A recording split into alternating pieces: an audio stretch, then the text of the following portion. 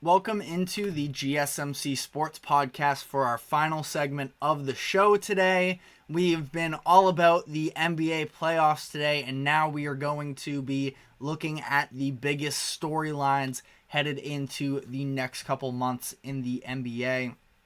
And I wanted to start by talking about the Milwaukee Bucks. And there's definitely an argument to be made in terms of championship aspirations and the cores and the pressure to succeed this offseason from a national media standpoint. The Celtics are probably the team under the most pressure, but I do feel like from an organizational standpoint and the turmoil that could build up, I think that the Bucks are actually at biggest risk of having some drastic changes in the future, where we saw them really choose to upend their identity and having some key pieces of the organization see their way out following their upset after getting upset by the Miami Heat in the first round last season.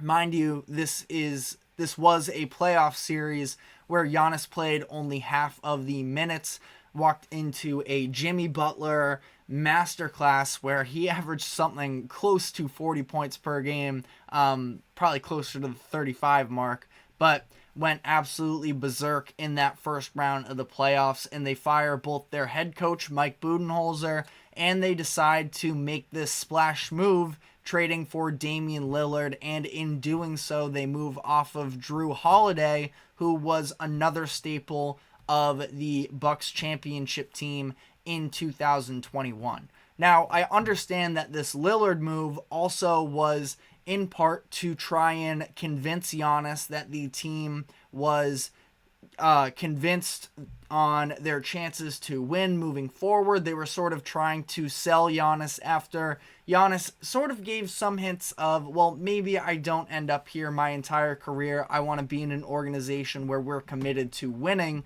And they go out and swing on a player like Damian Lillard very shortly after Giannis signs his contract extension. So I don't think that can totally be overlooked as part of this move. But again, a lot of big time changes in the moment there with Budenholzer and Holiday both going out. They bring in Adrian Griffin, who flames out. Again, flames out can be a little bit of an exaggeration. I don't know how you would describe necessarily the Griffin term in Milwaukee. It wasn't about their regular season success because they were winning games, but the locker room did not seem to be bought in necessarily, and it was a very, there was just a lot going on there. They now bring in Doc Rivers, who's been a very polarizing coach amongst the NBA media over these past couple years. He signs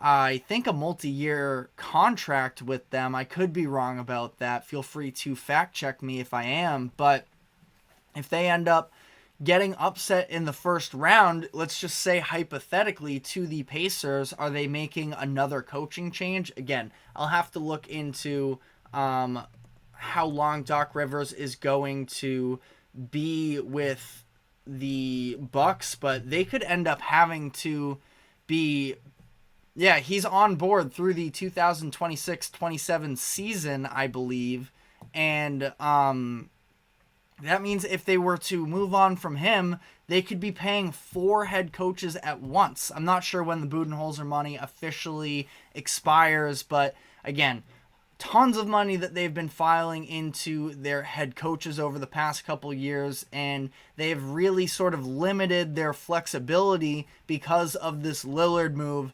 Where do you go from here moving forward in terms of, again, that sort of pressure to succeed? From the media, it is the Boston Celtics, where they've been in this spot a handful of different times, and if they fall again, they probably will have to make some type of move. Not exactly sure what that is, as they did just sign Jrue Holiday to a contract extension. Maybe it's firing head coach Joe Mazzulla. Maybe it's a Jalen Brown trade, which I don't think is very likely after the season that Brown has had. But again, it's a possibility. But as for the Bucks, I feel like it becomes a very dicey situation there. And also on the note of Lillard, I think it's unfair necessarily to sort of put this massive weight on his shoulders as he is getting up there in age. He is 33 years old. He's going to be 34 by the start of next season. So maybe it's unfair probably to, put this massive pressure on him to be the guy to lead them to postseason success. But at the same time, he he stuck around with Portland far longer than he probably should have, and that was out of loyalty, so I'm not going to criticize him over that. But then he did sort of start to make a little bit of a deal of it at the end there, and the Bucks ended up paying a big price to go and get him. And now he is, seen a significant drop-off, and he's in his, a little bit more, I wouldn't say quite twilight years, but he's in the final stretch of his career, and I don't think that he has that same level of being able to single-handedly carry a team to a conference finals like he did with Portland during his prime there. But he is somebody who's probably going to be catching a lot of flack if they don't have postseason success this year, and is just something I'm definitely going to be looking at to see how they decide to manage the pressure in that situation as a whole moving forward. But like I did sort of allude to a couple times there, the Boston Celtics are the team in terms of the media perspective. The number one pressure, is this the season that they actually come through? The Eastern Conference is just about as light as it has been during the tenure of Jalen Brown and Jason Tatum. And it's not to say that if they don't win it all this season, their window is closed, because it is very much still open. But the path has never been easier. I think that the only team that realistically should beat them in a series is the Denver Nuggets. But even with that, the Celtics have completely loaded up for this season, and if they don't end up winning it all this year, there's tons of questions about, okay, well, what is it actually going to get it done for them? Is Jason Tatum capable of being a number one on a championship team? How does Jalen Brown fit into the picture long term? And for a very expensive roster, it just becomes a very fascinating conversation moving forward. The other team in the East, again, I wouldn't say pressure-wise necessarily, but I'm just curious to see how much longer can this Jalen Brunson Knicks thing go for them, where the playoff seeding ends up breaking out great for them. I like them against either the 76ers or the Heat, whoever comes out of that play-in tournament. They are equipped defensively to beat either one of them. The Joel Embiid matchup could be difficult, but they do have a rotation of big men in Mitchell Robinson, who's been working his way back from injury, that he could be a big piece there, but Isaiah Hartenstein is really the one who's going to likely get the big minutes for them, and he's been playing very well, but I think they could definitely hold up. And especially if Embiid is limited, Jalen Brunson is probably the best player, at least offensively, in the series for them. How much longer can he carry the Knicks in this fashion, where, as much as I said, the rest of the roster has really developed into their roles in a positive way, it is Jalen Brunson that is the number one option, and the number two, I don't really know who is a creator offensively outside of that. Again, I like the Knicks roster, but the way that they're currently constructed, it was supposed to be Julius Randle, and they're without him. And if there is going to be a moment, especially if they run into a Miami, which would be a very good defensive matchup, I think, between both of these teams, and the Heat's offense isn't the most intimidating thing in the world, but they do have a couple guys on the ball in Terry Rozier and Tyler Hero that can maybe make things work, and that's outside of talking about Jimmy Butler himself. But I think that it's going to be very much on Jalen Brunson's shoulders to carry the Knicks through these first couple rounds here, and a handful of people are going to be picking them to make the finals. I don't know if I'm there, but at the same time, same as I talked about with the Celtics, this is a very open Eastern Conference, and I'm just curious to see Jalen Brunson. This is a massive inflection point as far as, you know, his legacy and just how special this season is. It is special, at least from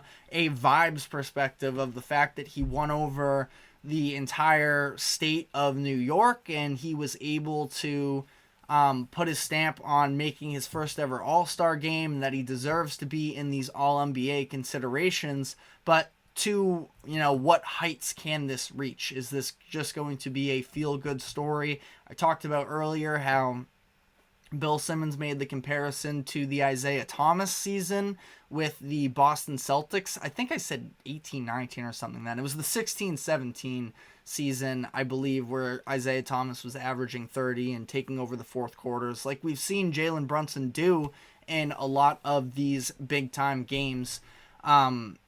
Or is it going to be a flash in the pan, or is this something to stay? Should be very interesting to see. In terms of the Western Conference, I feel like the Clippers storyline is one that a lot of people are sort of shooing off at this point.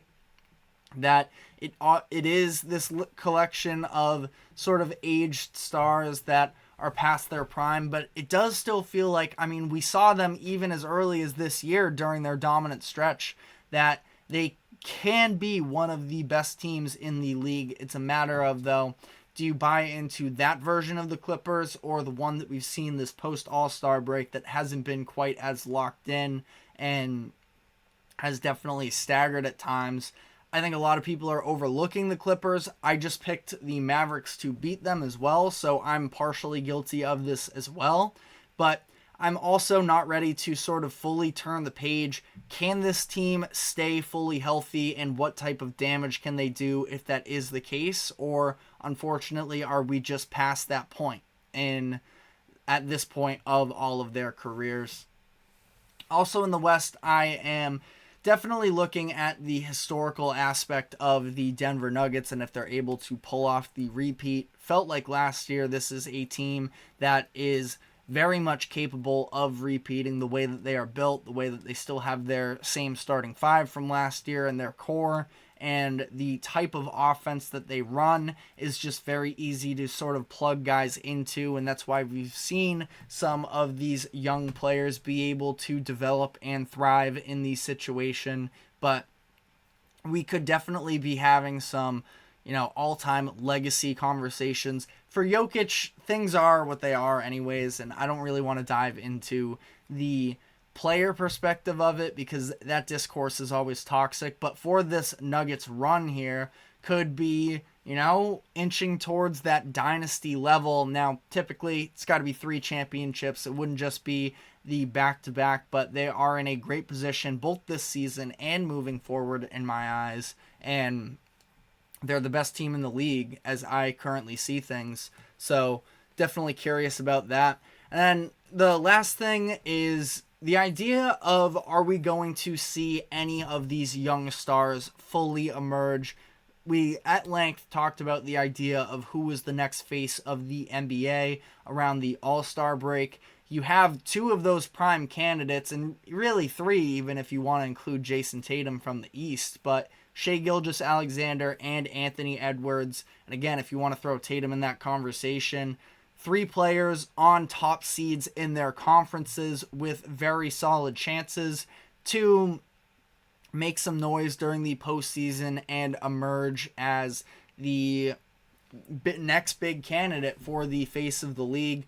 I think that Anthony Edwards probably has the closest chance as things currently stand, but you know, winning obviously plays a big part of it. Oklahoma City is possibly a year away in my eyes, but, you know, he could definitely, SGA that is, could have his coming out party with a big time performance, especially if they do end up getting matched up against the Lakers and everybody counts them out and he, you know, dominates his way into a postseason run here could be very interesting. There is also another name that I didn't even mention in that top three, is the fact that Luka Doncic, I know it feels like he's, been in the NBA longer than he has, just because from the minute he's came into the league, he's been so good. But if he's able to lead some sort of a run with the Mavericks as well, we could be having some conversations with him as well.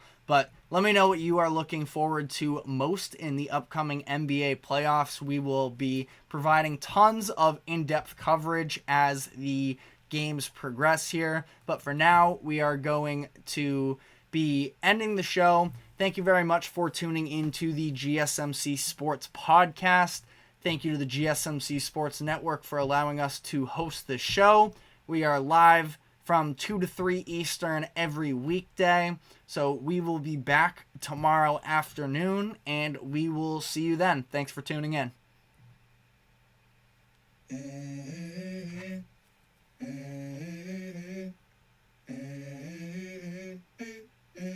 Let's go. I wake up to a little bit of drool on my pillow, feel like it's gonna be a bad day. Yeah, I'm tired of shit, and the coffee ain't hit yet, damn, ain't that